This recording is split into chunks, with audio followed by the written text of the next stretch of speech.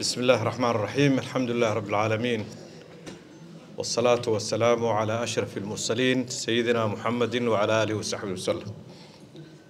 رئيس الوزراء كحجينك جمهورية فدرالك الصومالية مدن صالح iyo akhyaarta kala duwan ee xildhibaanada iyo wasiirada leh bahda waxbarashada iyo bangiyada iyo ganacsatada iyo dhammaan akhyaarta halkan ku sugan qof walbaba magaciisa iyo maqaamkiisa ku salaamaya. Assalaamullaahi calaykum wa rahmatullaahi wa barakaatuh.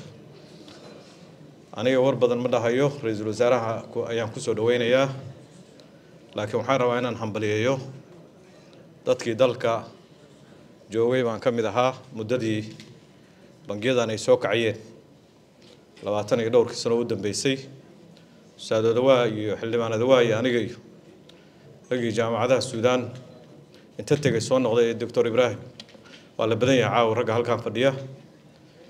Marka horumarkan uu imaanayna markii koowaad oo kaarar aan qaadanayno wahay fursad weyn oo aad u ballaaran oo iyo service iyo adeeg bulshadeena ka haqabtiray oo luqadda caalamka ee bangiyada lagu hadlo wax walba luqad bay leeyihiin. bangiyada adduunka siday u hadlayeen ayay runtii salaama banki iyo bangiyada kale oo dalka ka furanba ayay hayeen in luqadaha lagu wada bartaa. kubadda cagta shuruuc bay leedahay oo lagu wada hadlaa. in kaarkii salaama iyo kuwii kale bangiyada inta la geeyo Turki ama Mareykan ama Canada oo yaqaano mashiinkii wax sahlan maaha. shaqo oo maaragtay habeen iyo maalin lagu diyaariyana maaha.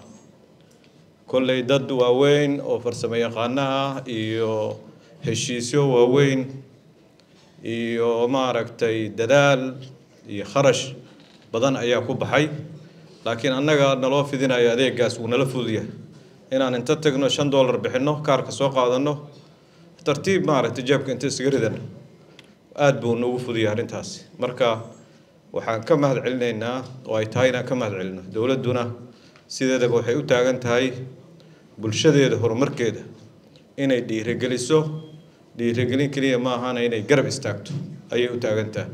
marka waxaan garab taaganahay salaama oo ah hooyada bangiyada hooyooyinka caadiga ahayd ma hooyooyinku ayagu dhibaato ma qabaan, xushmad iyo karaamay leeyihiin, laakiin dadka hooyada lagu tilmaamo waayadan mashaakilkooda waa badan.